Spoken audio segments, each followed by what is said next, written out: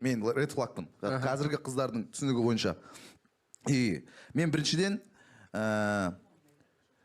артында южанинмын. Мен Қызылордадамын ғой. Қыздар қазір соны жақсы көрмейді ғой, типа, ой, южанин деген сияқты тема бар ғой. Жоқ, ол стереотиптер. Менің мнением емес, бұл стереотиптер туралы айтатын.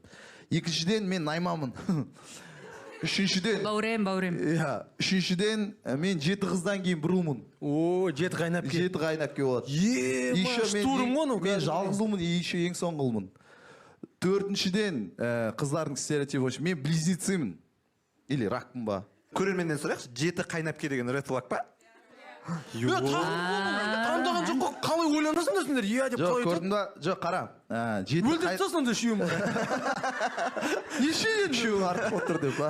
Жоқ, просто мынандай ғой, ол мынандай пікірден қалыптасқан. Мысалы, біреудің бір қайнапкесі бар, 2 қайнапкесі бар, и ол жаңағыдай өмірлеріне араласып кетеді, бірдеңе нәрсе ол. Ал менде жетеу да, типа жетеу де араласып кетеді. Негізінде менің ситуациямда ол наоборот менің үйге келген қызым андай күтіп отыр ғой, құдай сияқты.